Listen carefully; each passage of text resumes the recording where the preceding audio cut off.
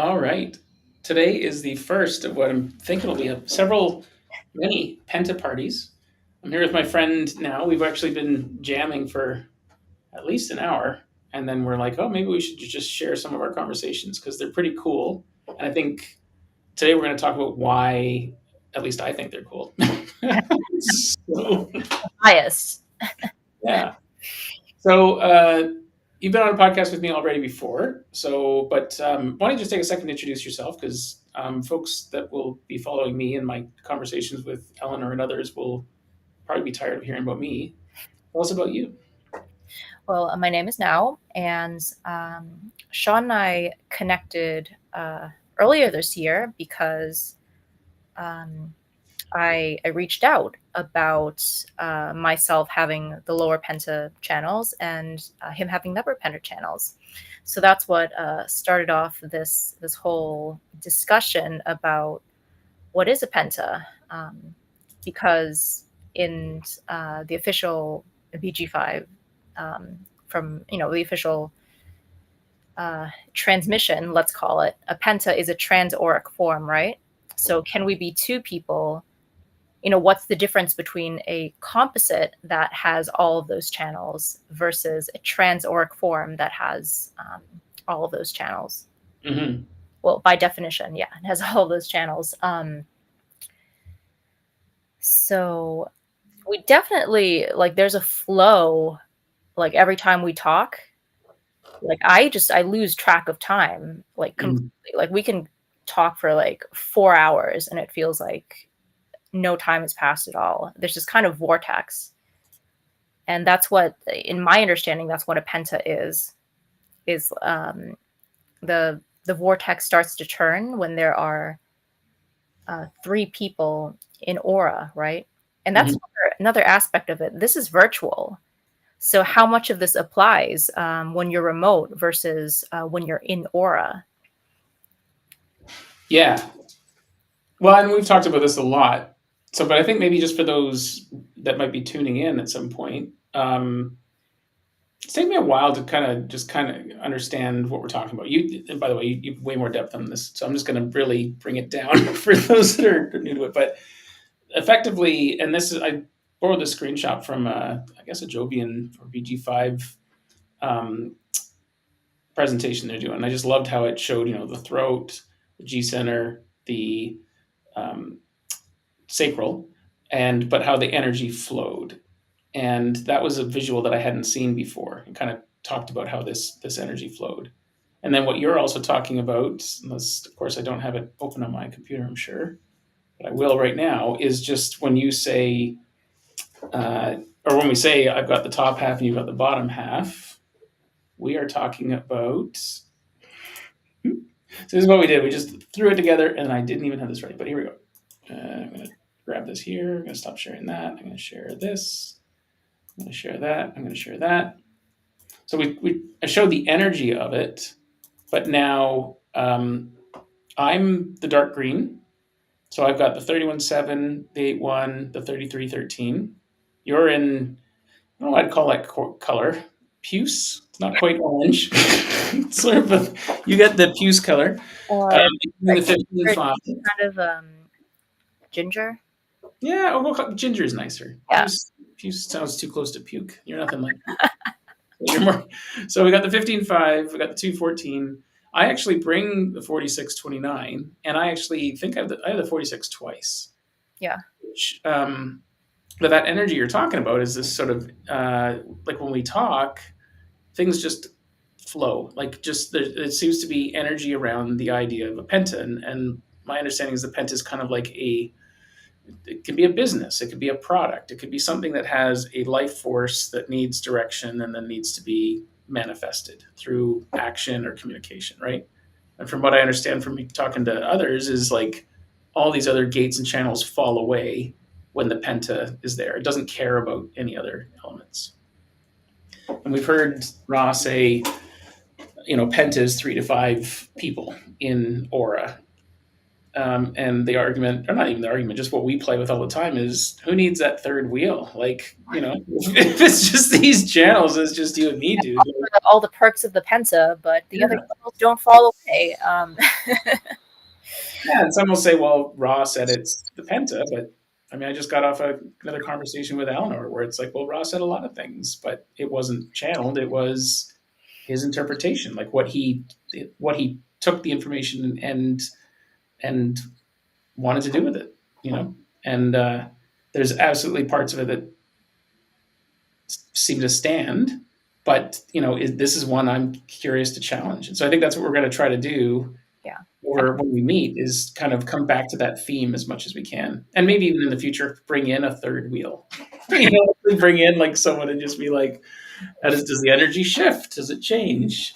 As you know, my friend Nathan, he actually brings the bottom half as well. Yeah. So, what would be the energetics of that? Would I be overwhelmed? Would I be double teamed? What happens to that? Well, who becomes the third wheel, Hmm. if you want to put it that way? Yeah, and there's the experienced part of it, but there's also you have to consider um, the planets that the gates are in, right? And everything else that's going on in your chart. So there you can really get granular here. Yeah, That's what day is it? Yeah, what transit? what transits are happening. Yeah, are you leaning against a tree at that time and taking in some of its energy? Like there's. That's another well, a really amazing tangent which we could go down. Want to start there? Yeah, I mean, could the plant be the third wheel? I don't know. Yeah, or does it empower that? Like does a Yeah. penta truly require three? Is the penta energy start partly about making sure that no vote is a tie, Mm. right? Although I guess you can have a penta of four people, so technically, Oh, and are we assuming that everyone is a human? Can we bring in the design of mammals? Can we bring in the design of plants, insects, fish? Because animals do a lot oracally, mhm. Well, and you've got the 20 or the 51, so potentially you could bring a pencil and help us divine a relationship to that inanimate object. So, that's right. Yeah, I always thought it was so interesting that objects are the design of an object is associated with initiation. You know, um, I'm growing out of thinking of objects as objects to be used because clearly there's a design there. There's yeah, an object in a sense always has a soul. But yeah, I do connect with my things. And hmm, that's what's said about people with that channel. hmm. So anyway, lots of different directions we could go with this. How do different auras interact and create something bigger than the sum of its parts? Where would you like to go? Oh, I don't know. So you bring the energy, most like you bring two of the channels of that sacral. So is that the right question? Like where would you like the energy to go so that I can help express it? I guess with that throat. Hmm. Well, let's start with the 515. We've Okay. got the sun in gate 15 this week, so it's very timely. And Hmm. also because you don't have that channel. So Right. that's a dominance on my part. I don't even have it in my total integrated either, which is I was almost sad about. Once Eleanor introduced all these other worlds, I was like, ah, damn, I'm still not a penta by myself. There's like minor disappointment. I was like, oh, I thought I had it. Oh man. Oh, that's really interesting because that's the one channel that is consistent across the worlds for me. Oh, Across, is it? Okay. yeah, yeah. So she'd call that a primary. She gave me a priority. Mm. She's talking about like the next report that she does, the more advanced sort of paid report, is going to have Those priority channels. channels are gonna take priority. Yeah. And the channels in um, what in traditional human design would be called the integration circuit. In my understanding, those take priority, Hmm. take highest priority. And you have that in all four worlds. I've never actually. Well, not the integrated channels, but the 515. Sorry. Oh, I thought you said you had the 515 in all four worlds. I Yeah, misheard that then, I guess. but it's not part of the integrative Oh, channel, really? the integrative circuitry.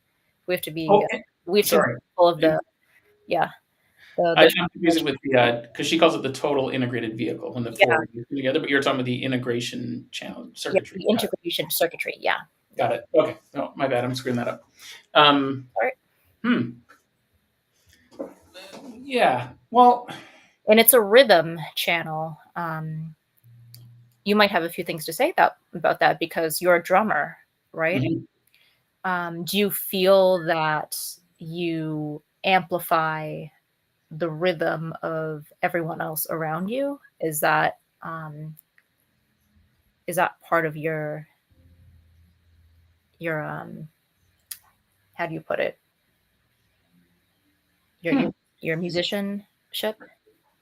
Yeah. It's interesting. Say that. I was saying earlier to you that acoustically, I've got skills now where I can feel in my body someone else's sensations, but it's a vibration. It's not like I don't feel pain in my back. I feel a vibration. But your question about rhythm, I have always felt my job as a drummer was the show must go on. There's this like, always in charge of the click track and starting songs, and the space between songs where the crowd is kind of waiting for something to happen is so agonizing to me.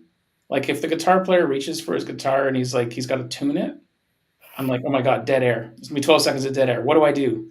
Like it's my job, but it's not because he's just casually, he's just like, yeah, man, I was gonna play the next song. I feel like a freight train that's like, show must go on.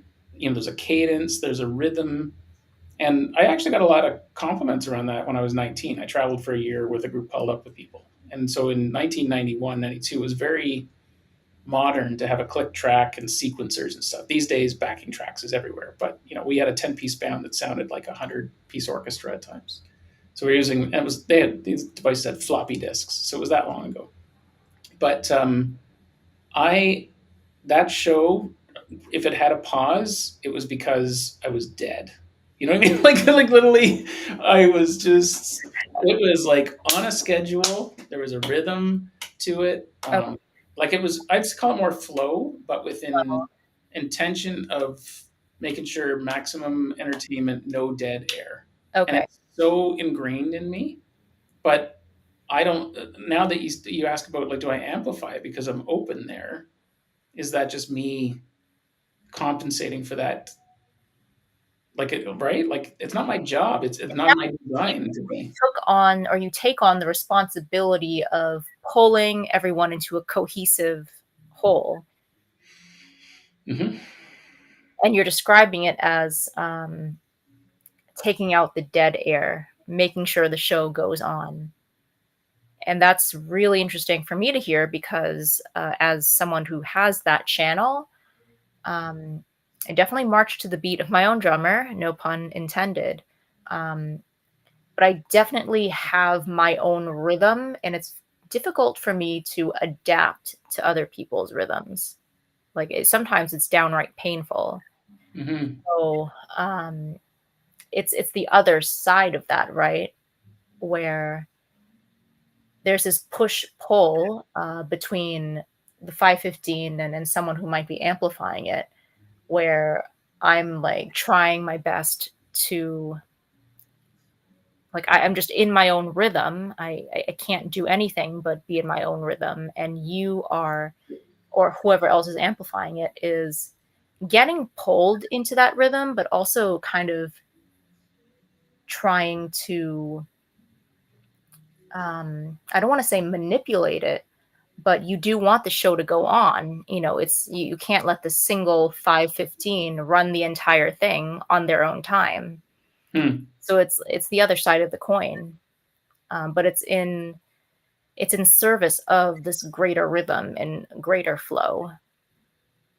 There's like this emergent property to it, and this is how I think of the 15 is this um yeah, this glue. I know that that's not a very pretty word, but Mm, it facilitates this this emergence that's of something greater. a bonding, a conduit. Yeah, Yeah. yeah, Hmm. You know what's interesting is you described it as march to the beat of your own drum, and Eleanor, one of the very first things she said to me is like basically she was talking to me about my she's keynoting my design, yeah, and she said you definitely will march to the beat of your own drum. And I had heard that phrase before with that channel because I didn't have it. I was like, oh, my mentally I was like that doesn't apply to me. She meant it in a different way. I'm sure. I'm sure she meant because of the 8-1 and like I'm going to express myself in my own way, and I've got the G center and but so isn't it interesting that we've come together and that is quite literally one of the big missing links that I don't have that together we form, right? yeah, Um, yeah. And I don't mm, have the 1-8 at all, not even in my integrated vehicle. mm. So And it's really sorry, I didn't mean to cut you off, but there's this, yeah, almost this for me. I'm able to kind of sit back and let your energetics go, um, if that makes sense. but is that right for the penta? Because if it's taking an energy and expressing it and doing something with it, am I overwhelming you with? Well, I think that's the kind of the magic here is I don't feel like I'm overwhelmed. Mm, There could be like we do have compromise. Yeah, it's a compromise because I've got the 31 and you've got the entire channel there. So if there's a kind of yeah, if there's a tension, it would be in that leadership, or that's the alpha, right? mhm. Interesting. As we were talking there too, I was thinking about the other day. You asked me some sacral questions, and so we did a calibration. And I've had others do it, and it kind of worked, but like there was real clarity on some of the questions you asked, and then a couple you caught me off guard. And so I've been sitting with it the last 3 days, like, oh wow, I got some clarity on some business decisions that I need to make. Um, am I prepared to do that right now? So Yeah, and that's yeah, that's another yeah, it's another interesting topic. Um, what are the energetics of the person um, doing the sacral questioning? Is it would it be different if I didn't have a sacral myself and I were a projector, or if I were a manifester, or if I were a reflector who had certain centers defined at certain times of the month. So that definitely something to experiment with. mhm. Like, yeah, obviously I have a very defined sacral center, and does that help you access your own sacral center, or does it That's a good feel question. or I does it have feel like I'm conditioning you? like I have two paths to the sacral, and one is this 3420, which I'm learning is a beast to tame, or it can be too extra at times. Um, yeah, that's interesting. I gotta click here. That's you. Because I will say that for me, like, sacral response is, I want to say it's even more instantaneous than most other generators, or at least it feels that way. Mhm. And I also have a defined heart center, so that could play into it. Can I ask you a question then? Because that's like you've got three channels coming out of the sacral. If you were to do a sacral calibration, are you a like is it yes no or is it or is It's it the sacral sounds, the sorry, uh-huh, uh-uh. So I don't say yes, no, because I find that that gets me too. into my mind Mhm. because it has to come from the sacral. A yes, no has to go through your throat, right? Mhm.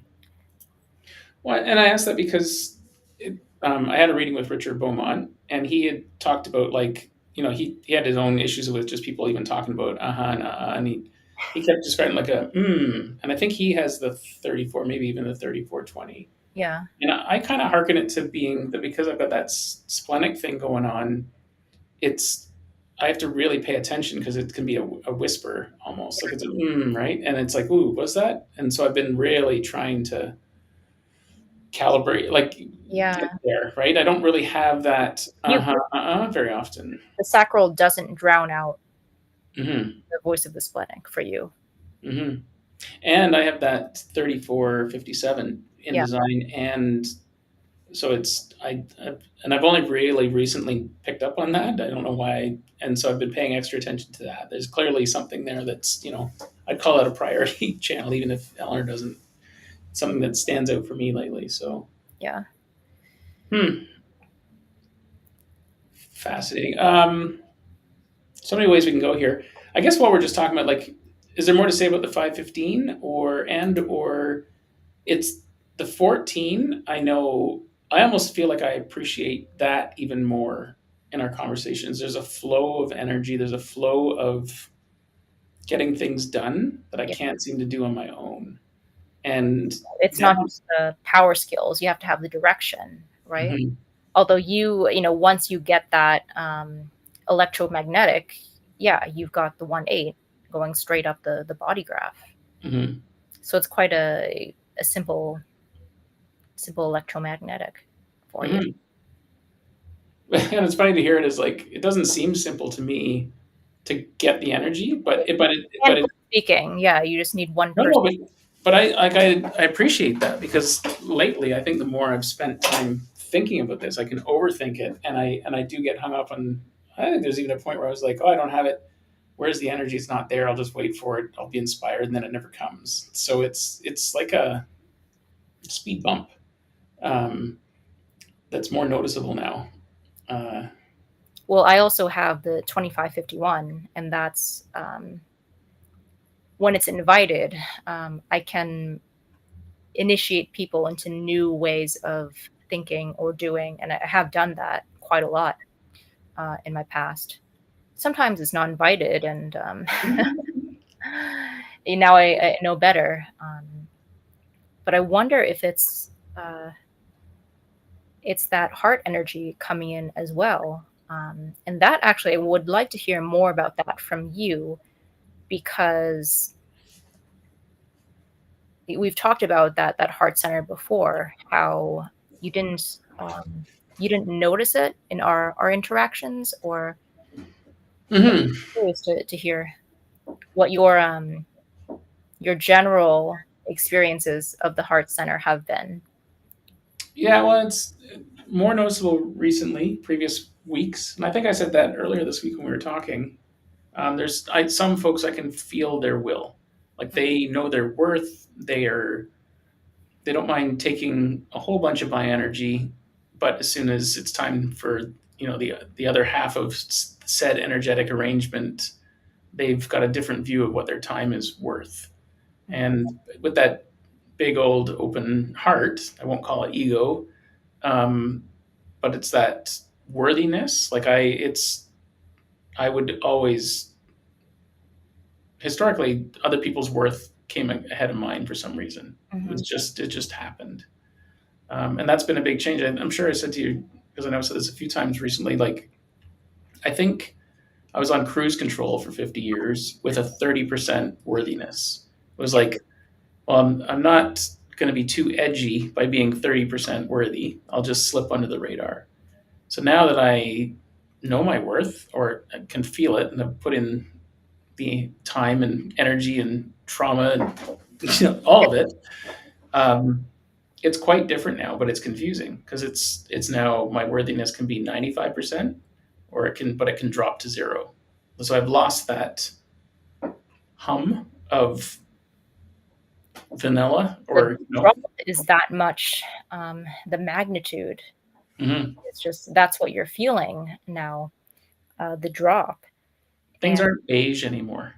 yeah. Now well, there's also the contrast, how much better things could be, and then when Mm.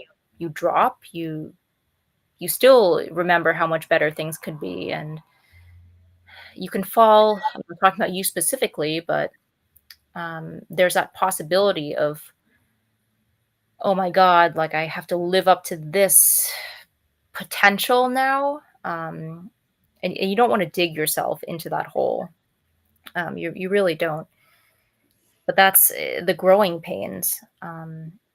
What's that phrase? Like the higher up you are, the farther you fall. Um, Something like that. Mhm. So, what's a more positive way um, of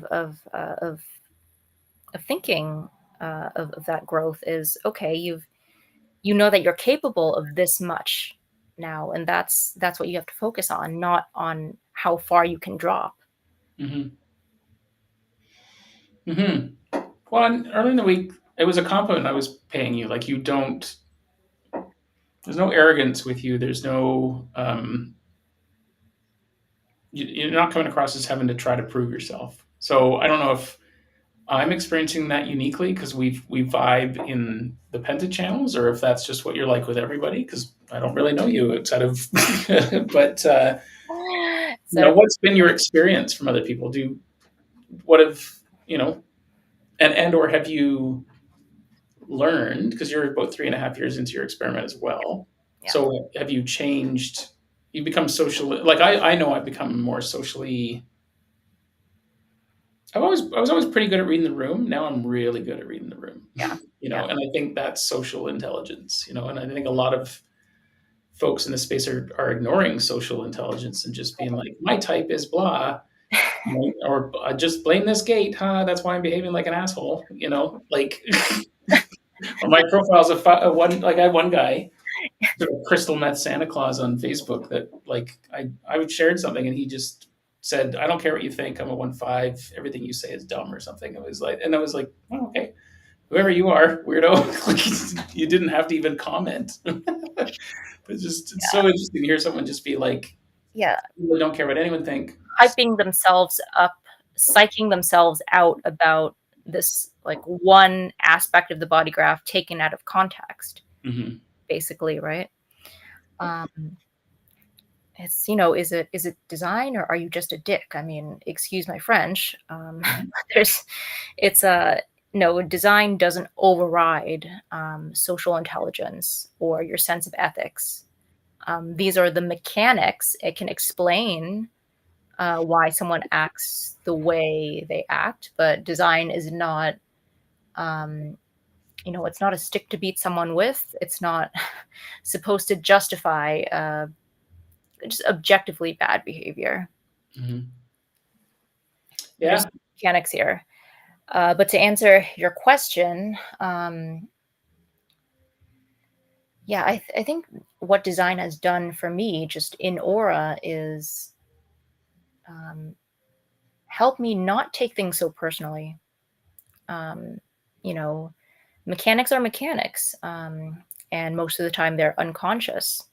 And with mechanics, there's always the higher expression, there's always the lower expression. And so, yeah, I think not taking things so personally, um, and understanding others um, a lot more, well, in a more meaningful way. Um, is that too way too generic? I mean, that's if I'm being honest, I think design has helped me just accept others. You know, Mm-hmm. and if it's bad behavior, then I know how to contextualize that. I don't make excuses for them.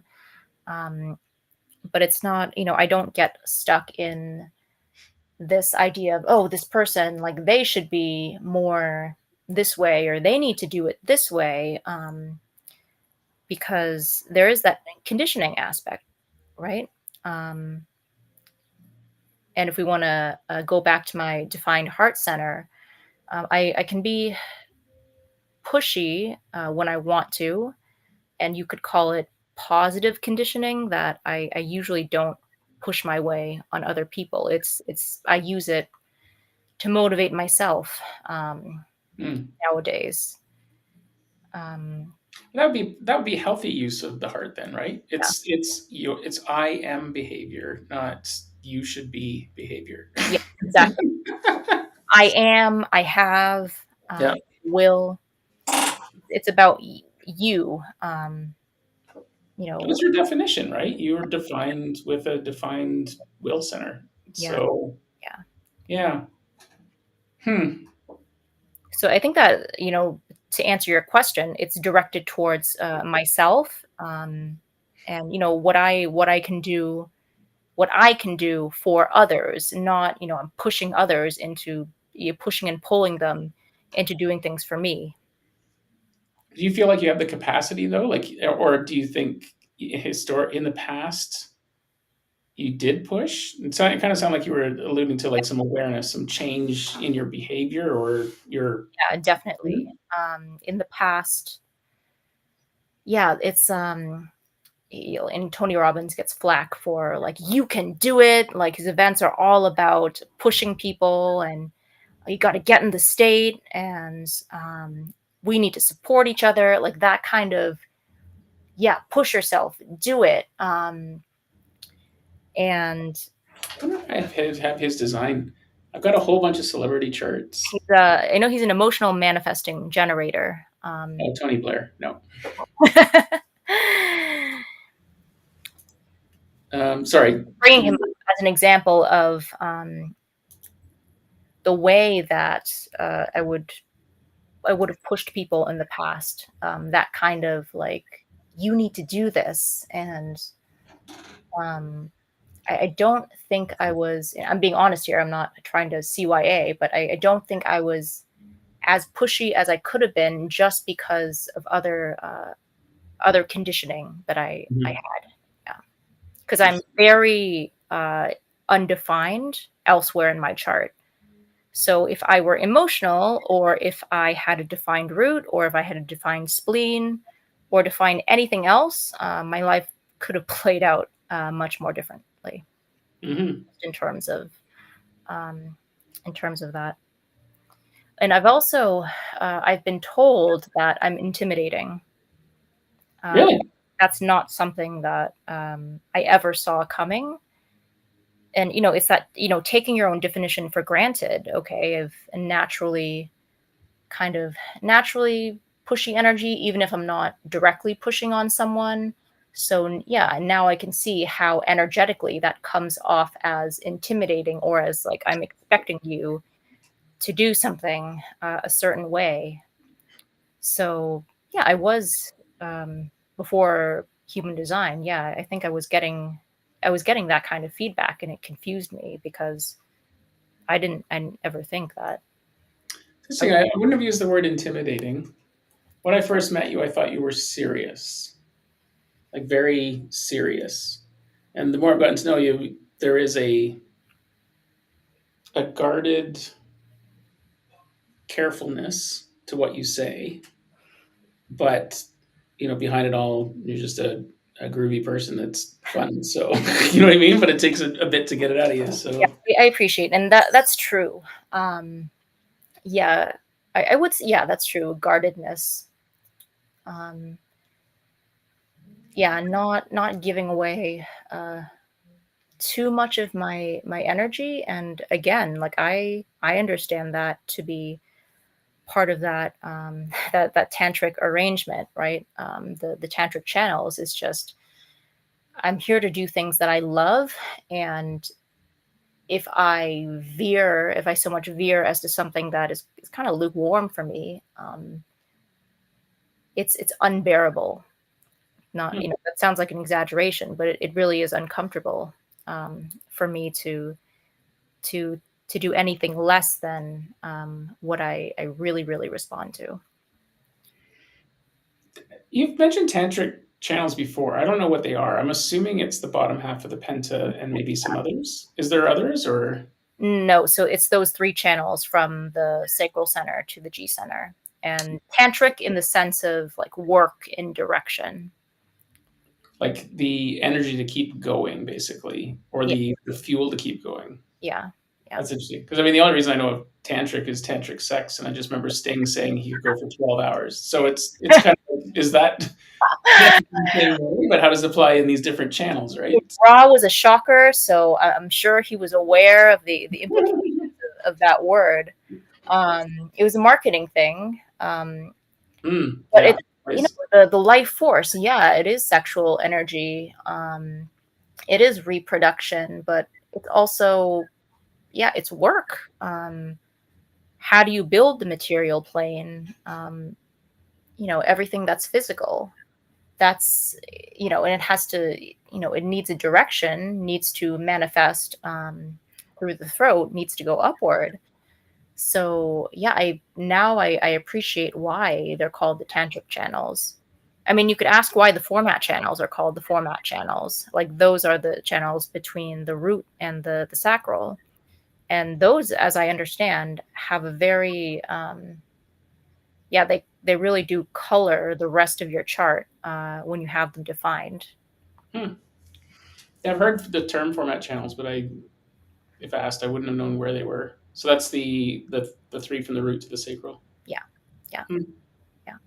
So Um, I don't, as far as I know, the upper pentagates don't have a name, and I oh, okay. wondered Well, I've why. heard them referred to like a lot of them as leadership channels, but I Mm, don't know if that's in the same context because I know the 1020, this 13.7, or 31. I'm getting tired. yeah, 31.7, 30, 33, 13.8.1. yeah, Um, I've heard them described to me as projected and or leadership channels. yeah. But Well, projected, yeah, there are more projected channels in the chart. Leadership, okay. Maybe leadership sounds too mundane compared to format and tantric. I well, mean, it added pressure. It made me feel like I wasn't being a good leader because I just felt like I was a fuck up. So maybe I misheard that, and I feel like it was like the 31.7 and the 8.1 more than anything else. It was mm. sort of those two, but I could have that all messed up. So Oh, and the speaking of that central column, those three pillars, the channels between the ajna and the throat are the verbal gunslinger channels. yeah, particularly that 43.23. Yeah, Yeah, yeah, and that one's yeah, that one really has to be invited because you sound like a yeah crazy person. like a freak. Like you just nothing you say makes sense if it's uninvited, or Hmm. the message is not going to get heard unless you're invited. Hmm. Um, Yeah, I've never met anyone. I know that the actress Isabel Adjani, she has all three of those channels, so I bet she was real fun to be around. Wow, yeah, yeah. It'd be interesting to do a like in neutrino design. I think I can look for a particular channel, but I couldn't say who has all three. Yeah, So Nathan, if you're listening at some point, we want to be able to choose more than one channel at a time because that's how I do my pattern matching. Because I'm always that's why I love that he's got like 150, 160 celebrity charts, just because it's like you can be like, oh, this thing that Musk does, and I'm just like I feel aligned with that, and I go look and like, oh, okay, that's going on there. That kind of I think that's what draws me to that part of him, but not everything he does. yeah, So I'd love yeah. to do more I matching there. yeah, and I would love to find someone with all of the format channels, yeah, all of the verbal gunslinger channels, and all of the head to ajna channels as well. Mm-hmm. I mean, I don't know how mathematically likely it is to have all of those channels. Don't know, but actually, I mean, one way I've done it in the past. So 1711 was one of them, right? 11, no, not Which 1711. which one are you talking about? The I verbal. just I was going to go for 1762. Yeah. So what I've done in the past, because I've got enough charts here, 1762. So at least these people have it. Actually, this person has two of them. Joan Rivers, one. Gwyneth Paltrow, no. Mm. So you just need to click through and Yeah, so it's not quite what I'm looking for. Well, Queen Elizabeth had one of them. Lionel Messi, he's getting close. Yeah, Fidel Castro, they're pretty close. Schwarzenegger, no, not really. Steve Jobs, no. Don't mind me while I'm clicking. You can Trump, no. Uh, Osho, no. Just one of them. Yeah.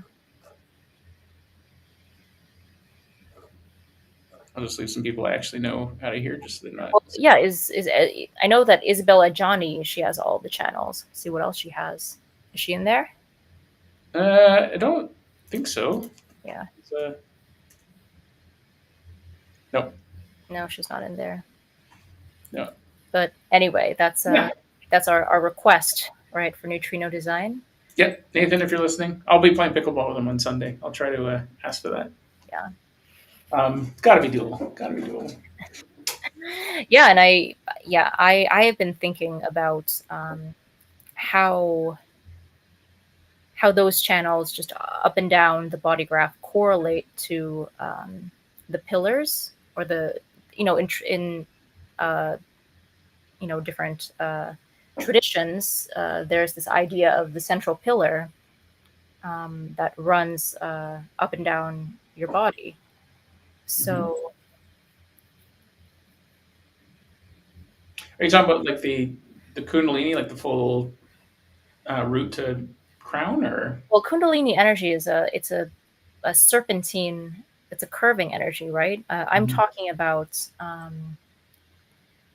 like, for example, in the Rosicrucian tradition, there is you've got the middle pillar, pillar to the left, pillar to the right. So you've got those three pillars, and pillar of severity, pillar of I don't know why it's not coming to me, but anyway, there's this idea of um, the two extremes and then the center. So I would be curious to um, research some more correlations there. I don't know where that could go. Mhm. I just know that there's this understanding that energy travels that way. It's interesting. Like we're a single definition, but there's no connection between either of us from the root to the sacral. Yeah. Hmm. So the adrenaline has to come. So mechanically, it would come through the spleen, Hmm. which is interesting. So adrenaline would come through the spleen, or the momentum, I guess, or no. Well, because the root adrenalizes. Hmm.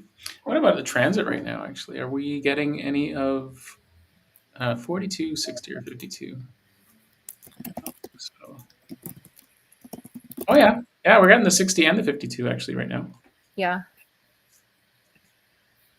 And the 60. That still doesn't connect. Well, it does for me. So wouldn't I bring that energetically with the transit? Yeah. Hmm. Fascinating. So everybody's we can go with this. Um, Oh, sorry. I'm just let me revisit the three pillars again. It's balance, mercy, and severity, and it's also associated with Kabbalah, and of course, a lot of traditions will draw on Kabbalistic, the Kabbalistic paths and principles. so is balance, balance what? Balance is the middle. Yeah. Yeah. And then did you say severity? And we have severity and mercy. Mercy. Hmm. Yeah. Interesting. Yeah. And those are also associated with Michael and Raphael. If you are into the archangels. Okay. Hmm. Uh, into yeah, curious, but completely ignorant on. So, um, just giving you an example of the ways that the body graph is connected to another tradition. Hmm. And Yeah, you there are all totally. kinds of correlations, Hmm. all kinds of correlations here. And I think that's why the body graph, um, like it pulled me in from the beginning because even just seeing my body graph for the first time and not knowing anything about the numbers or the channels or the shapes, I was compelled to sit down and draw it out by hand.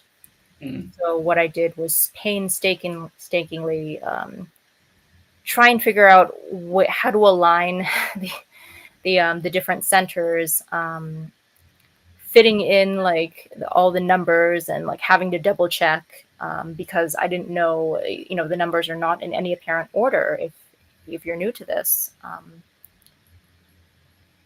But it feels to me like from the body graph, you can go anywhere and everywhere else. You can hop into any number of other traditions because the body graph is a synthesis. It's like a theory of everything, Hmm. right? Yeah, Eleanor talked again today about sort of the pure geometry. The spleen and the solar plexus are triangles on purpose, Yeah, and the root is a square. yeah, One thing that kind of popped up, and I kind of mentioned earlier, and keeps jumping in my head, but like the G center's a square. It's just flipped. It's kind of turned a bit. yeah. And 45 degrees is, of course, very significant. Um, Oh yeah. So and okay, tell me what that means, and then I'll tell you. Let's see if my brain, what it's trying to do, is lining up. yeah, so there's you have the square, and then when you turn it, um, and depends on the angle that you turn it, in a way, um, it's kind of like you're creating a vortex. You're creating movement, and that's what a vortex is. And movement is how you.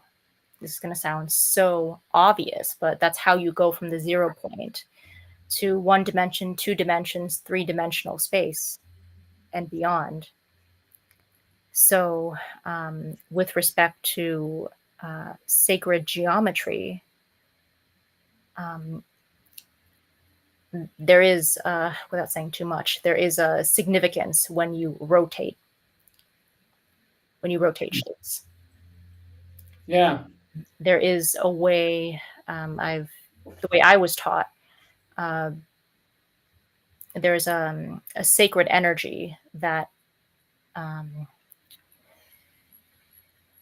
sorry, I'm trying to find the right words. Sacred energy is associated with movement. I think that's how I want to. Hmm. And everything. Uh, no, I shouldn't say everything, but yeah, there's a significance to 45 degrees. And an example of that would be, um, if you look at the ancient Egyptian, um, the the I don't, what is it, the transit? I can't find my words today, but ancient Egyptian art, uh, statues, 45 degrees, you'll see the arms raised quite a lot. Hmm. Um, it resonates with a certain quality of sacred energy. Hmm. Eleanor said to me today, like, what does the Sphinx mean to me? Because Yeah. it's in two of my worlds, and then two of them are the Maya. Um, and all I could say at the time was, I remember. Foundational patterns, right? Hmm. Yeah. Um, So but you're, like, yeah, the Sphinx. yeah, just all day, I keep getting flashback to the one thing I want to say out loud, just so you can hear it and others can, in case they're curious. There is a documentary called "Circling the Square," and it's by two guys that had a company in the '60s called Hypnosis, but it was hip gnosis, like it was a silent G. and they produced all the album cover art for like the Beatles, Wings, Pink Floyd. And one of the very first images they show at the start of this documentary is Pink Floyd's The Wall, like with the pyramid and the light shooting through one end and shooting out the other six ways, which is also how I've sort of heard Jonah describe color or tone, or again, I don't know what I'm talking about, but there was just it just resonated so clearly, and I'm pretty sure circling the square ties back to the Vitruvian Man and Leonardo da Vinci, and it reminds me, I've got them somewhere. Actually, they're just over there, but like the Vitruvian Man tuning forks. So it's four notes, and you just play them, right? And I got to dig those out again because there's something going on there, and I can't quite Well, connect dots and all that. But I've never seen never seen that particular documentary. it's fun. It's worth a watch. But Oh, definitely. But with on the just the idea of circling the square, um, there, turning it 45 degrees. well, there's like when there's a tangent line. Mm-hmm. Tangent lines they come into play when you're looking at the horizon and the sun is setting. There is a kind of, again, like I want to call it as a sacred energy that is that's associated with when a line touches a circle at a single point. Um, Hmm. yeah. Interesting. I'm gonna have to sit. Maybe you could answer the question for me. Like, what do you think of when you think of a sphinx? Because when Eleanor asked, I kind of blanked. All I could think of was what Nathan had said to me, which was, you could lay the sphinx over top of the G center, and its front two paws and its snout would be those three channels going up, Hmm. and then the two is the tail. And that's true. Like the Sphinx incarnation cross is the 7, the 1, the 13, and the 2. Hmm. And so, I've always sort of pictured this, it's fixed direction. So am I fixing the direction? Am I pointing others in a new direction? Like that's kind of what I've been told Sphinx energy is.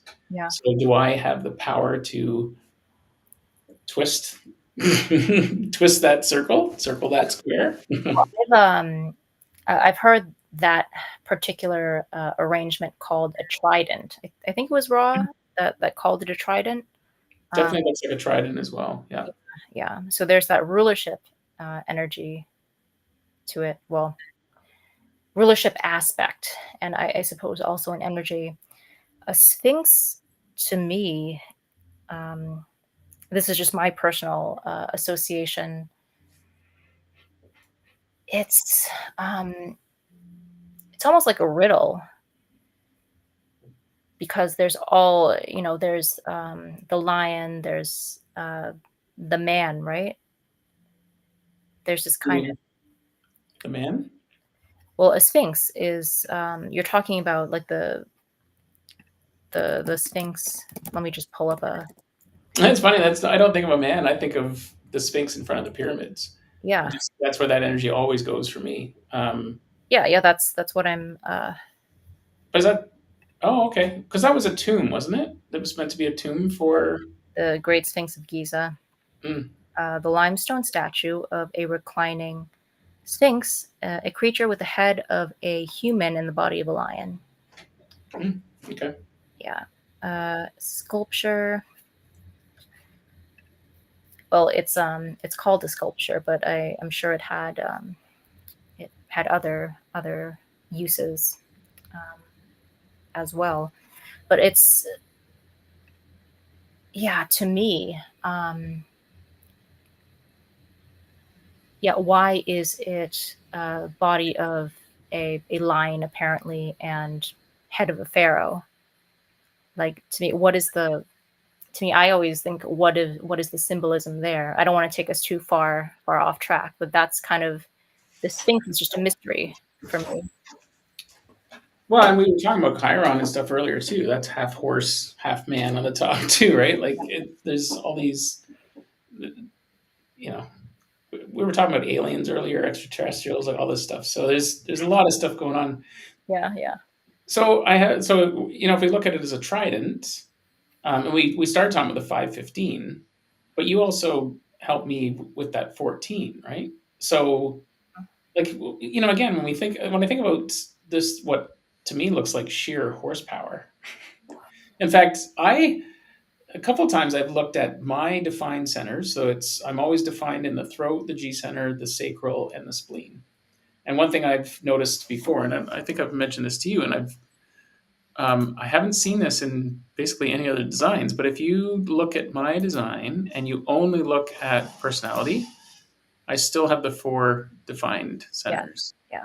And if you look at my design, I still have the four defined centers. And I haven't seen that very often. Usually, on one side, someone's a generator, on the other side, they're wide open. This always looks like a gun to me, flipped on its side. You know what I mean? Like the trigger, Yeah. 515 is kind of where the trigger would be, or Yeah. like a laser gun flipped on its side. Yeah. Yeah. And I keep seeing that. And then I think about like the energy you bring and I together. It's that, this it's a very powerful gun. It's got basically, it's got the rocket launcher on this side, it's got the grenade launcher component, it's got a scope, it's got the will to get it done.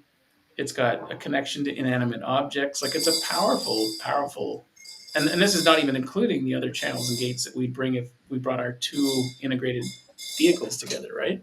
We should look at that sometime. I think that a four worlds Overlay. is definitely in order here. Yeah. Because we always there's always yeah, the caveat is always this is a mental realm, Hmm. sort of. Still a pretty powerful mental realm, Yeah, like lots of definition. for sure. So I guess where I was going with that question is the 14. What does the 14 mean to you? And because I've got the two, and I've got a somewhat of a sense of what that is. You bring the whole channel. So, Yeah. So 14 is the gate of power skills, right? And mhm. for me, it's uh, doing the right things. It's uh, in service of the two, in the sense that you're doing the right kind of work because that work has to be alchemized. And that's how that the 214 was described to me the other day, um, as an alchemizing force, a channel of alchemy, because it's a work, but the work is in service of something greater that is eventually going to manifest Hmm. in the world, on the in the material world. Yeah, it'd be interesting to put that to the test. you know, like what? How would you let's take it back to the Penta Party idea. Mhm. Like, how would you test that? Um, like, you would have to test it over time. With this person in the room, does my bottom line increase? Like, how would you go about testing that? Yeah, I guess I there's a certain point where it'd be like, how successful could I be over a couple of weeks if we just collaborated and just that naturally trusted the energetics would produce results. Mm, But there's also like in the moment having a mini project. Like this yeah, is something that's important to me today. Could we spend a half an hour and take it from soup to nuts? yeah, From idea to delivery, and then I would return the favor for your. And we've been kind of doing that anyways. I think like even my wife said like is now getting anything out of this because you're very excited about all the things that you're but is she getting and I was like I think so. I feel like I'm asking and checking in, but my sense is we both get a lot out of our conversations because yeah, it sure. flows so easily, right? But where could we take this next? Did we want to throw a project at ourselves and maybe even work through that sometime? I had an old colleague or friend that he this concept of watch me work. It'd be Mm, like watch us work, right? It'd be like, could we, sit there, be like, what are we inspired to do right now? Because I don't think it should be forced, right? It would have to be like, we could come there with a plan of we're going to collaborate, But I think it was like, we are going to collaborate on this. I can already feel the resistance in me because I don't like homework. So, which is why We'll just have to keep that in mind, right? yeah. Well, that's why we came on streaming today, is to capture this process of Hmm. alchemizing, because we didn't, we came in with this idea of, okay, let's talk about the penta. Are we a penta, or are we a composite? And just seeing where that, how it snowballs. Hmm. And so now it's taking shape. Okay, we're going to, over the course of a few weeks, throw some projects, live stream it maybe, and then report the next week on, how productive was this, um, debriefing, post-mortem, that sort of thing. Hmm. So it's like, yeah, I'm feeling it take shape right now. Do we, how do you, yeah, I keep hearing, like, I keep hearing Eleanor in my mind with, you know, does it does it line up? Like, how are we going to test the validity? Because Yeah, we could probably be successful at something just because we enjoy each other's company, so it's easy to talk. yeah, But how do you prove that whatever it was, the thing that we took from inspiration to delivery, okay. how do we measure that? So you need a control, I right? guess, yeah. And that's where it would start to get murky. And how formal of an experiment do we want this to be? Hmm.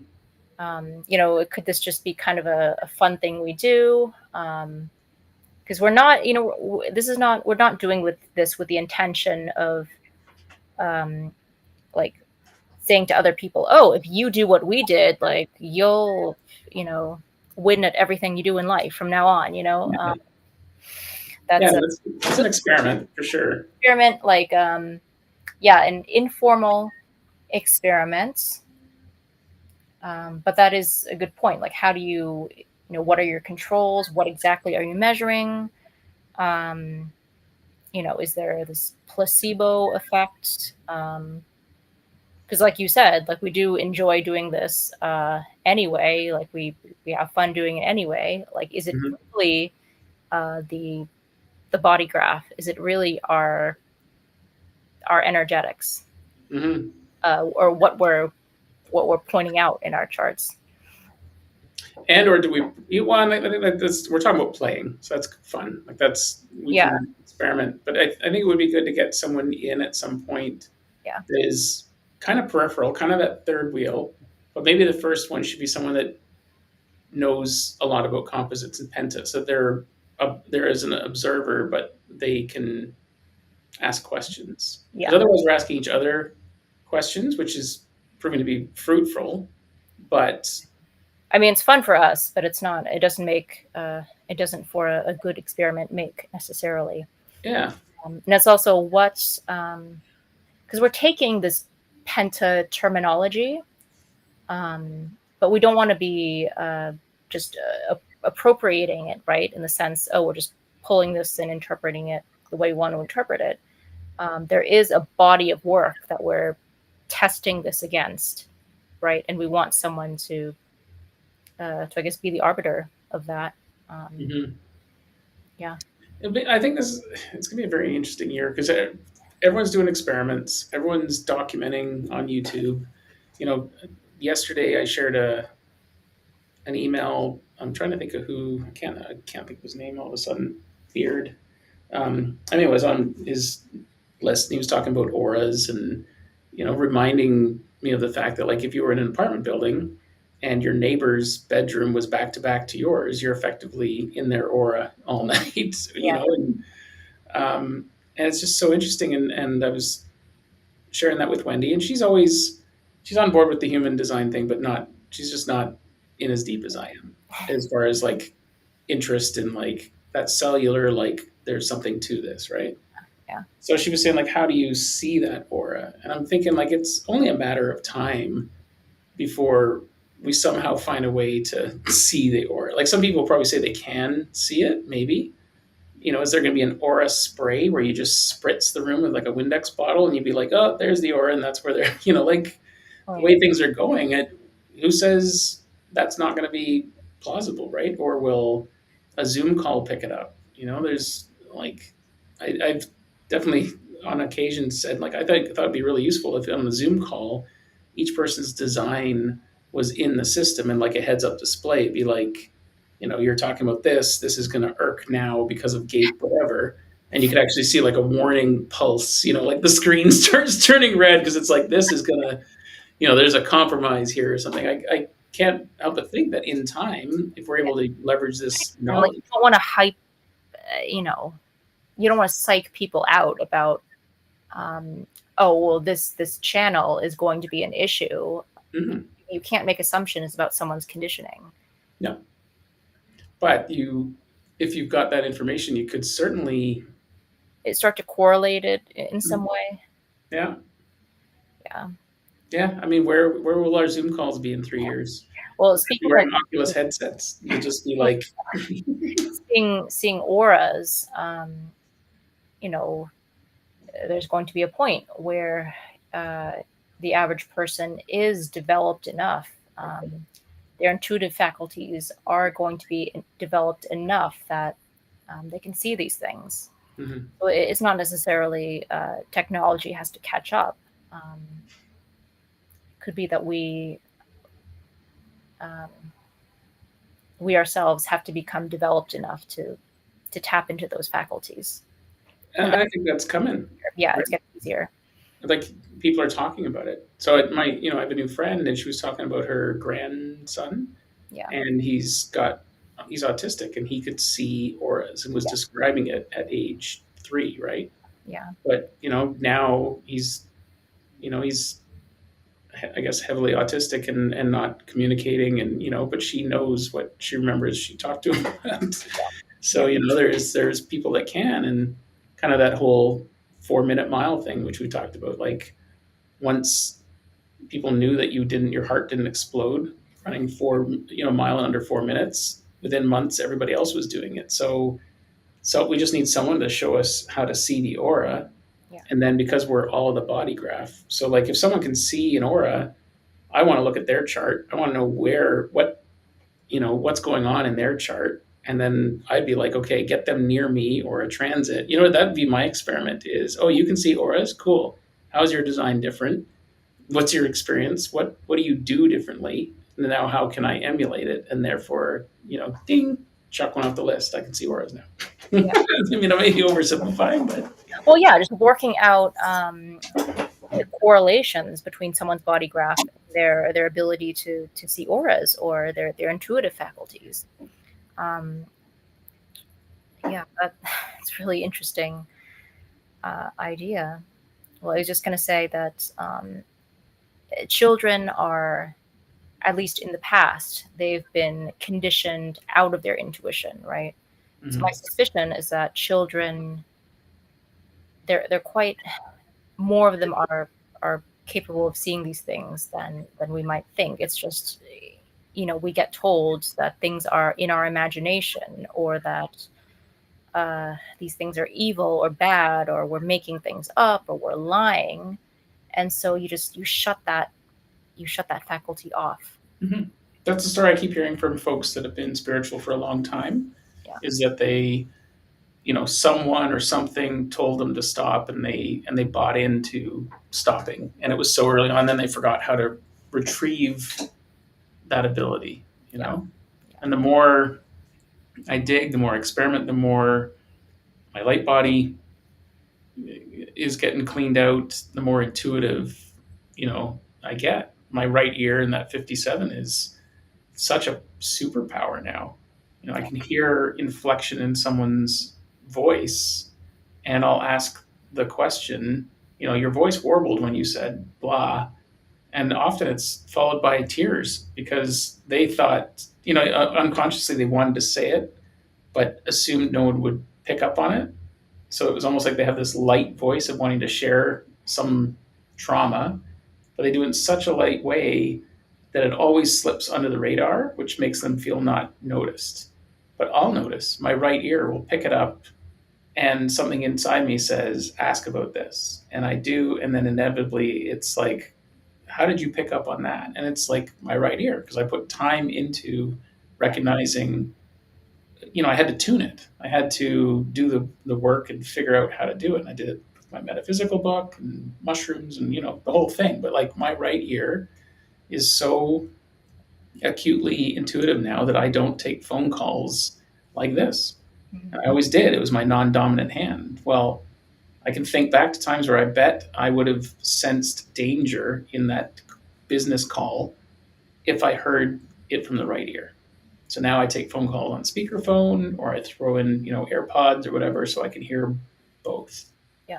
Um, have you had, like, where does your intuition come from right now, and where would you mark it in your design?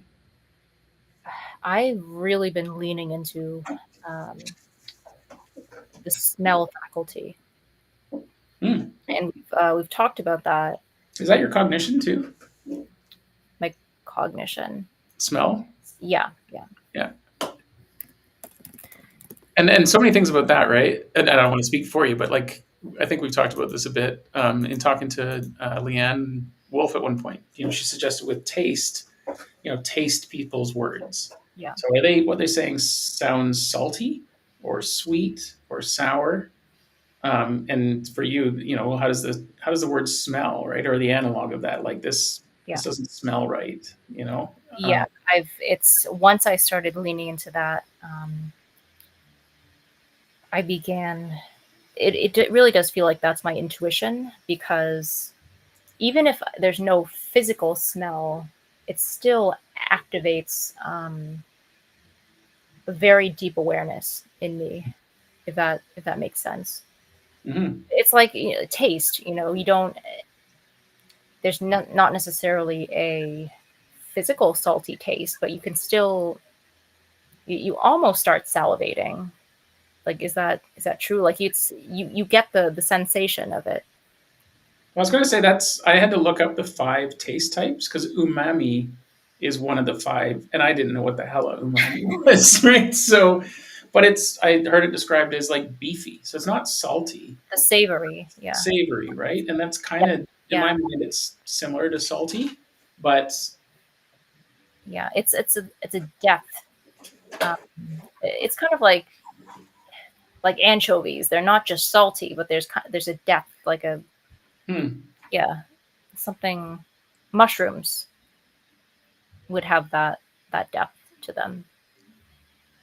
that's interesting. My wife overall likes mushrooms. She smell is because you were talking about taste, but anyway, I was drawing a correlation. So Yeah, yeah, because she doesn't eat meat, so yeah, she kind of gets her umami from a mushroom, I think, because she has said she misses the taste of chicken.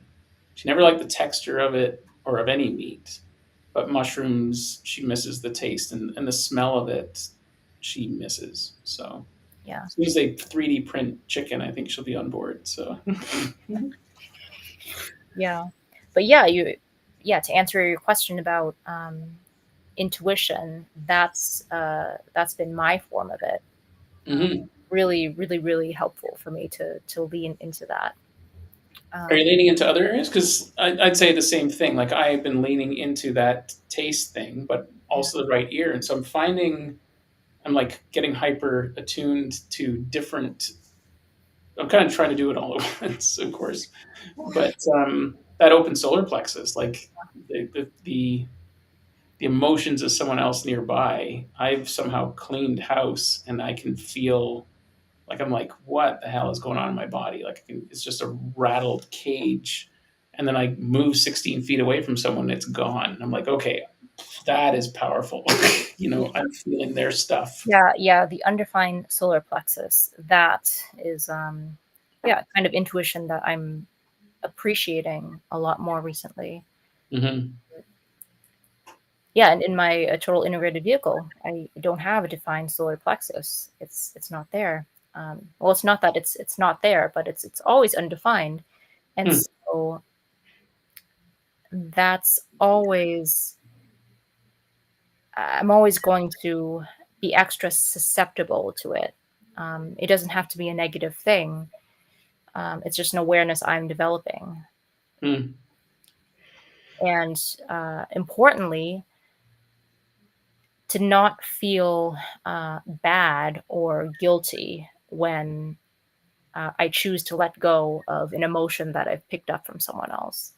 Because in the past, I have I've always had this sense that I was obligated to share in someone's sadness or their sorrow. And Hmm. Eleanor did point out, I have the gate 59 um, in her system, in my integrated vehicle. And so there's that wanting to reach out emotionally, that drive. Do you remember which world it was in? Obviously not the mental world, but Let me pull it up. it wouldn't be in the emotional. I don't know. You could still have the gate without there being a solar plexus in the emotional realm, right? I'm still learning about my total integrated vehicle and the four worlds. Yeah, I'm just curious because I'm still playing with moving between them too and how those energetics works. Yeah, so I have the 59. So this is interesting. In Yeah, 3 months after my birth date, I have 59 uh, gate 3, interesting, in Chiron. Oh, okay. Uh, so we've been speaking about Chiron quite a lot. Hmm. Um, Did you have the 59 already, or you mean you get the 59 in Chiron yeah, 3 months after 3 months after? I'm Okay. born. And actually, a week after my birthday, I have 59 in Mars. Your birthday's really soon. We're entering line 4 pretty soon. Yeah, well, it's my birthday's tomorrow, Yeah. actually. So Yeah, yeah, it's like 8 p.m. or something tonight. I think we hit line 4. yeah, So officially, you're. So even that's a interesting thought in my mind. Like there's your birth time, but there's also we're entering those energetics yeah, X number of hours beforehand, right? yeah. So, Right, and when you think about it, that's what makes more sense. Like, why would we go by the literal date, literal time? Why not look at the the the cosmic arrangement, your solar return, and not just your literal birthday? mhm. Yeah, the point is, I do have that 59 gate. Um, when you look at my other dates of imprinting, so there's that drive to reach out to someone who is really hurting, Mhm. and yet that solar plexus energy at the end of the day is theirs. It's actually not mine. And so it's not always correct for me to take on that emotion. And I've learned to be okay with letting it go. It doesn't mean that I don't care about the person. It's just recognizing that it doesn't necessarily help anyone to hold on to that energy. Hmm. And with that defined heart, like I always blamed my open heart for being like I would throw myself at their issues. Like I was just rescuing people and I didn't have the 59. I don't have it. I would just be busy like who can I rescue next? And it was anybody but myself, which And is the real change. So, without the motivation behind that would be proving your worth. mhm. Whereas my motivation um, is not necessarily rooted in trying to prove myself. It's just this um, is something that I have to navigate by response. Well, the Chiron's kind of the life lesson, Yeah. right? So it's like you'd probably be a disaster if you had an open heart like I did with that then maybe as your Chiron. so so maybe you chalk yourself up to being lucky because I can Uh, tell you it's messy when you get involved in people's affairs and they didn't ask because it oh, comes with resentment afterwards yeah. and a blown out gallbladder. So Well, it's yeah. At least one of your chirons is in 21, and it's just I think interesting they're both. Yeah. them in your different in your worlds. Um, yeah, because Chiron imprints yeah, more times if you're using more imprinting dates. Yeah, I'm going to share Because this. one of my chirons is actually in in gate 7, actually, that in that alpha channel, which is interesting. Did you get your new free report yet? Yes, I did. I only started reading it today, and I was saying to Eleanor, like, the introduction where she describes her work was the most succinct I've seen it. Like, it really, people would benefit from reading it, at least just give it some thought. But Yeah. um, so 21. Oops, that's not what I meant to do. Fit to page, zoom to page. No, that's not what I want. Page width. There we go. Yeah, 21.1 for both. Yeah. I still don't know what it means. I've had it explained so many different times. And each time, I'm like, oh yeah, that's what it is, and then for some reason, it just falls right out again. Yeah. This is and then in the different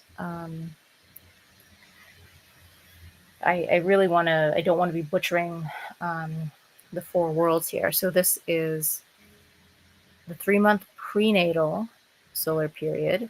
So this is your birthday and about 3 months before the imprinting from those 2 dates. And then we can go to the 3-month postnatal solar period underneath. And then you can go like 6 days, like a week before. That's this one, right? The spiritual dream. Spiritual and archetypal uh, and dream world. So you can also go a week before birth. And then your Chiron here, okay, 21. Is it 21? Okay. 21, no, line 1, yeah. Yeah, yeah.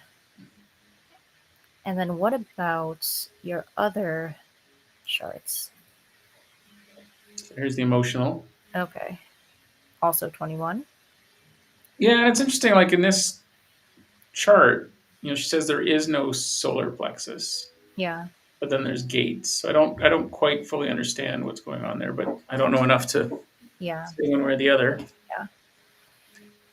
And then the other thing she said today, so funny, she was like, I can't stand all the other body graphs where everyone's like softening the edges and stuff. She's like, this is sacred geometry. Like it's a triangle.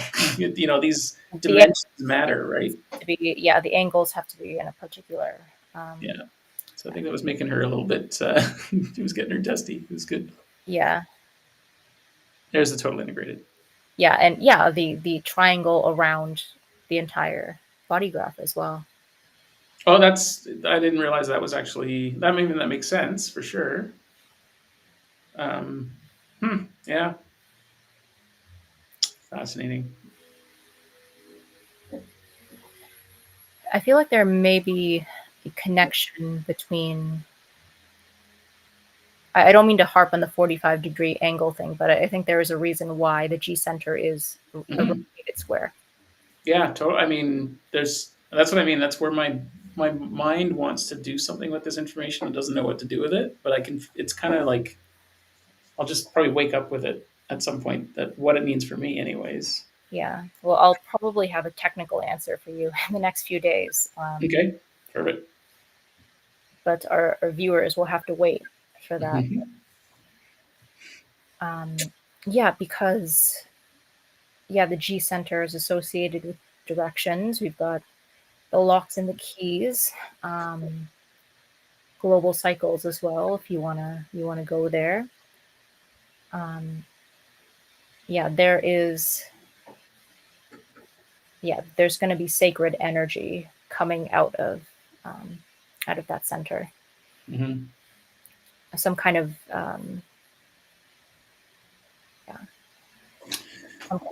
some kind of maybe creative, if not creative, then balancing or centering. Mm-hmm. And the colors of the body graph, actually, we had talked about this the other day, and according to Ra, the voice was colorblind, and Ra said that the colors were more or less arbitrary on the body graph. I wonder Hmm. what Eleanor would have to say about that. I asked her today because I had asked before and I forgot the answer. And I'm sure I almost need to go back and listen to myself. But I'm sure she said that the colors of the shapes were were given by the voice, but there was no explanation. Mm. But I think you just said that Ra himself said the colors didn't. There was nothing. There was nothing there. So Ra himself said that he believed the voice was colorblind, Hmm. whatever that means. I wonder why he would believe that. Because I mean, I've heard people describe it as the red and the black too, like for gates. And Mhm. um, was that channeled? The colors of those? I didn't ask. I I've didn't put that never to. read anything about that, never heard anything about that.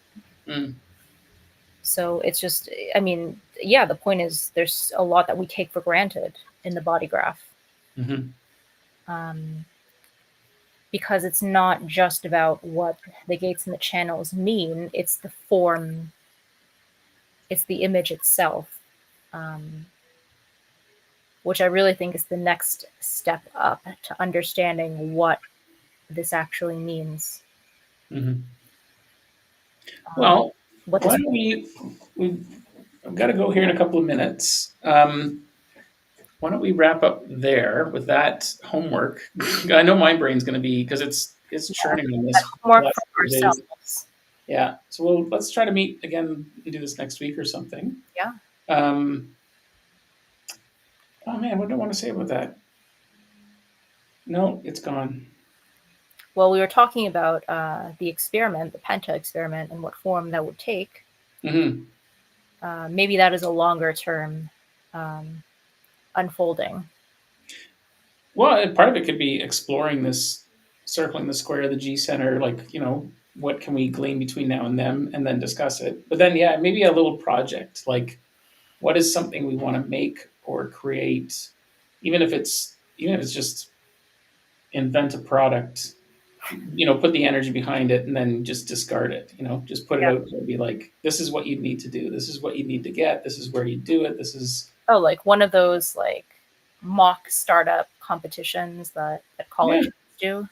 Don't you Right. think we've got the chops to do that potentially? Like, and the energy. So Yeah. you know, and then just doesn't mean we have to do anything with it. If anything, it's just an outlet for that creative energy to tune that engine up and see what Yeah. it's capable of, right? Yeah. So, I don't Yeah. know, maybe give some thought to the next time we meet. If we ideally some little project that we can just maybe try to see where that goes. I'd be curious to see where that goes. For sure. I mean, you would be you're the leader here, so direction would come from you, and I'm just the engine. Yeah, but it started like doesn't. Yeah, there was that first diagram where the energy kind of went around and went back up, didn't it? It didn't actually start from the sacral, even though. It's a Taurus kind of energy, which is also a qigong thing, among other traditions. Mhm. Actually, a Taurus kind of like going, uh, and also from Hmm. yeah. Well, if you get a chance, I'll say it again. That's Circling the Square. I think it came out like 3 or 4 years ago. I only saw it like 6 months ago. It's just a fun movie to watch because it's just about album covers and album art and these two dudes that just were ahead of their time and it's doing the psychedelic era. And it's just like energy that feels fresh and alive again. And the fact that it's was circling the square and it just keeps floating around my head, that phrase. And because it's about album covers, right? You slide the round album into the square Mm, cover is why they call it that. yeah. But then all the imagery was just all like just all I saw was human design when I was watching it. Yeah. Yeah. And then just the fact that it's the company they called was hypnosis. And I Mm, just like hypnotherapy and like my conversation, everyone that I've been running into lately are all in that space and it's clean language and like there's just all these intersections and the yeah. fact that there's a silent G in it I just love because it's just like little like it's hypnosis but it's not and or hypnosis so I Yeah. just I'm gonna have to watch it again in fact I probably will just to make sure I can remember if you watch it we'll check in. Yeah, for sure. All right. Well, I'm Yeah. gonna do that little thing where I hit a button and a little video goes and makes this look all pro. Yeah. Remember what I chose? Oh, I chose that pyramidy thing. Till next time. Right. Bye.